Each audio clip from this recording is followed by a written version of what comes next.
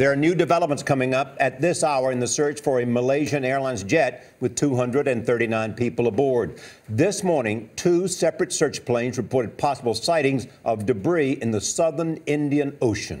Ships are on their way to those locations. Holly Williams is in Perth, Australia, the headquarters for this massive operation. Holly, good morning. Good morning, Charlie and Clarissa. There are new glimmers of hope today in the search to find out what happened to Flight 370. But more than 2 weeks after it disappeared, there are still no confirmed sightings of the plane's wreckage.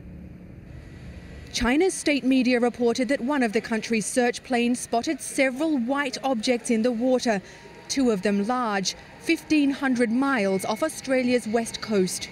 Other aircraft will now be sent to the region, and the Snow Dragon, a Chinese icebreaker, will reach the area tomorrow. An American team was unable to sight the debris when it scoured the same sector of ocean. But later in the day, an Australian Orion search craft saw two objects, one green and circular, the other orange and rectangular. Nearly 2/3 of the passengers on board Malaysian Airlines Flight 370 were from China, and its teams have now joined crews from the US, Australia, New Zealand and Japan, all combing the seas for wreckage of the missing jet.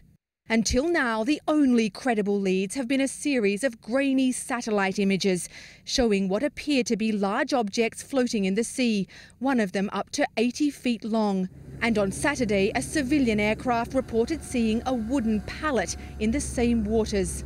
The new sighting will raise hopes that the plane's mystery disappearance will soon be solved, but strong currents and poor weather will continue to hinder the operation.